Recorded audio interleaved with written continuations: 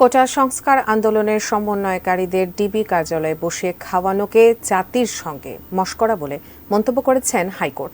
সোমবার একটি রিট আবেদনের শুনানি নিয়ে রাষ্ট্রপক্ষের উদ্দেশ্যে হাইকোর্ট বেঞ্চ ওই সমালোচনা করেন। এদিকে আন্দোলনের সমন্বয়কারীরা কোনো চাপের মুখে নয়, বরং স্বেচ্ছায় কর্মসূচি প্রত্যাহার করেছেন বলে দাবি করেছেন ঢাকা মহানগর গোয়েন্দা পুলিশের অতিরিক্ত কমিশনার হারুন আর রশিদ। পুলিশের হেফাজতে থাকা বৈষম্য বিরোধী ছাত্র আন্দোলনের সমন্বয়করা ডিএমপির গোয়েন্দা প্রধান হারুন আর রশিদের সঙ্গে একই টেবিলে খাবার খাচ্ছেন। রোববার এমন একটি ভিডিও আসে গণমাধ্যমের কাছে। আরেকটি ভিডিওতে সমন্বয়কদের আন্দোলন প্রত্যাহারের ঘোষণা আসে।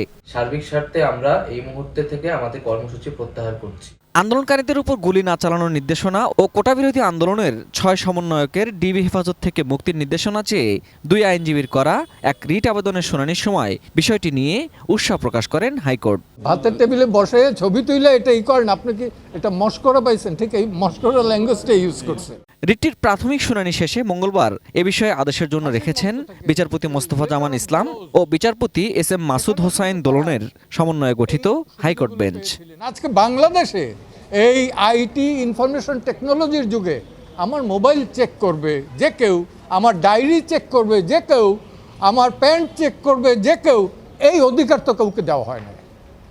স্পেসিফিক যদি কোনো এলিগেশন থাকে, হ্যাঁ আমার বিরুদ্ধে সেটা দিবে, থানায় ডায়েরি করবে এবং গ্রেপ্তার করবে। আমাদের সংবিধানে পরিষ্কারভাবে 102 ধারায় বলা আছে, কাউকে যদি অন্য কারো কাছে বেআইনিভাবে অথবা আইনি কোনো ক্ষমতা বহির্ভূতভাবে রাখা হয় তার হেফাজতে, এটা নিয়ে আদালত নির্দেশ দিতে পারবে তাকে সেখান থেকে মুক্ত করানোর জন্য। আমরা সেই আদেশটি চেয়েছি।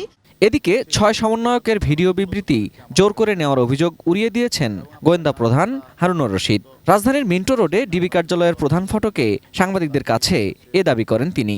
ডিবি একটি আস্থার জায়গা, সেখানে কাউকে জোর করে সেখানে রাখা হয় না, কারো উপরে কোনো অন্যায় অত্যাচার করা হয় না, জোর করে কোনো বিবৃতি নেওয়া হয় না।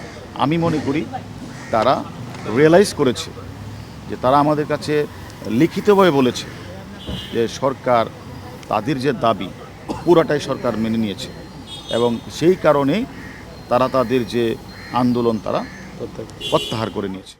Ferdous Rahman, ATN news, Dhaka. Shea butter ও ভিটামিন ই সমৃদ্ধ Lily Glam beauty soap. Lily, always beautiful.